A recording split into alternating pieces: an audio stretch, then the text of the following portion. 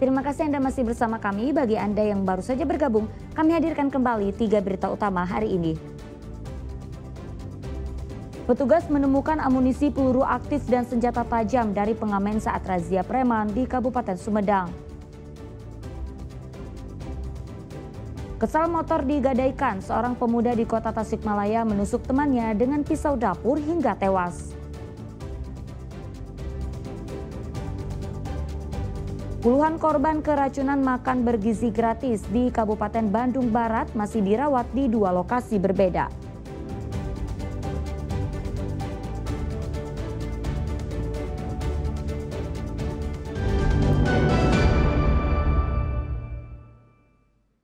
Ya, pemerintah Provinsi Jawa Barat resmi mulai merealisasikan kebijakan baru dalam sistem rotasi kepala sekolah. Sebanyak ratusan kepala sekolah dilantik di halaman Gedung Sate. Kalau masuk ke gedung sate itu, maka saya tulis saya. Sebanyak 641 kepala sekolah dilantik di halaman Gedung Sate pada Rabu siang.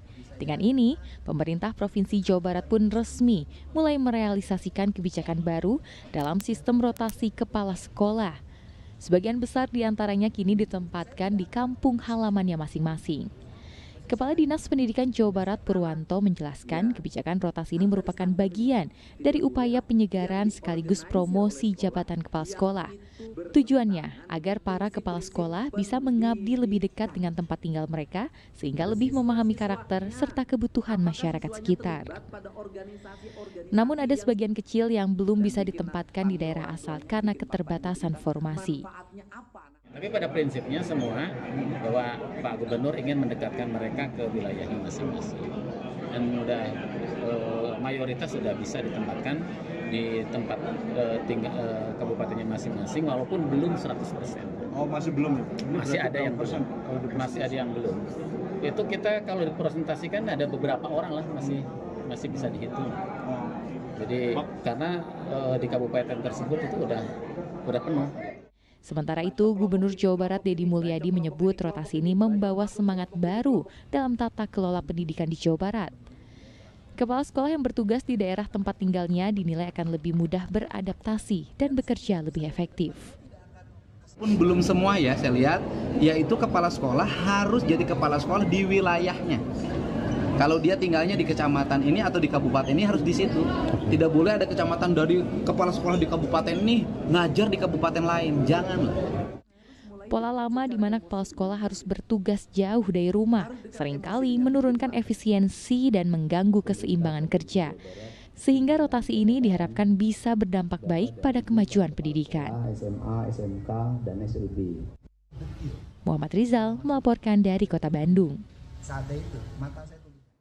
Ya, Gereja Katolik Indonesia akan menggelar sidang agung di kawasan Ancol, Jakarta pada awal November mendatang. Sidang menjadi kesempatan bagi gereja untuk merefleksikan perannya sebagai pembawa perdamaian. Gereja Katolik Indonesia akan menggelar sidang agung Gereja Katolik Indonesia tahun 2025 di kawasan Ancol, Jakarta Utara pada tanggal 3 hingga 7 November mendatang. Sidang mengusung tema berjalan bersama sebagai peziarah pengharapan, menjadi gereja sinodal yang visioner untuk perdamaian. Sidang akan dihadiri para uskup, imam, biarawan dan biarawati, serta kaum awam. Dalam keterangan pers di Jakarta, Ketua Konferensi Wali Gereja Indonesia, Uskup Antonius Bunyamin menegaskan, sidang menjadi kesempatan bagi Gereja Katolik Indonesia untuk merefleksikan perannya, menghadirkan perdamaian di tengah masyarakat, sekaligus terlibat mencari solusi atas berbagai masalah seperti masalah lingkungan, intoleransi maupun masalah korupsi. Maka tantangannya adalah bagaimana kita bisa membawa damai sejahtera keluar kalau di dalam internal gereja sendiri tidak ada damai sejahtera. Dan inilah tantangan bagi kita juga, suatu refleksi kadang-kadang di dalam gereja pun antar paroki, antar keuskupan itu tidak sejalan. Ya, ada aturan sini, ada aturan sana, ada aturan yang memberatkan. Saya sendiri sih bermimpi, ya saya sih kadang-kadang bermimpi, sebagaimana saya lakukan di Keuskupan Bandung. Semua boleh di Keuskupan Bandung ini, kecuali satu, berbuat jahat. Hanya itu saja. Makanya kadang sini tidak boleh, sana tidak boleh. Kenapa? Ya, yang tidak boleh itu hanya satu, berbuat jahat, gitu ya. Hanya bermimpi gitu kadang-kadang. Nah, karena di sini boleh, di sana boleh, di sana. Itu yang kadang-kadang menjadi tidak ada damai sejahtera internal gereja sendiri. Maka ini tantangan bagi gereja sendiri, bagaimana gerak sinodal ini sehati sejiwa ini, ya. Bukan hanya slogan, tapi bagaimana dihidupi bersama dengan membuat satu kebijakan-kebijakan yang bisa diterima bersama, seraya tetap menghargai dan menghormati, bahkan mengagungkan keunikan di tempat masing-masing. Sidang diharapkan agar gereja Katolik membawa perdamaian di tengah masyarakat dengan tetap menghargai berbagai perbedaan. Tim Liputan melaporkan dari Jakarta. Kita ke informasi lain, puluhan korban keracunan usai menyantap menu MBG di Kabupaten Bandung Barat masih menjalani perawatan. Para korban dirawat di 2 lokasi berbeda. Aula Desa Cibodas yang dijadikan posko darurat Kamis pagi masih dipenuhi korban keracunan. Pasien yang dirawat adalah para siswa yang diduga mulai mengalami gejala keracunan usai menyantap menu MBG di sekolah pada 28 Oktober lalu. Meski sudah hari ketiga, namun masih banyak pasien yang harus menjalani perawatan. Data di posko darurat, pasien korban keracunan menyisakan 18 orang siswa, sementara sisanya secara bergiliran sudah pulang dan dirujuk ke sejumlah fasilitas kesehatan, termasuk RSUD Lembang.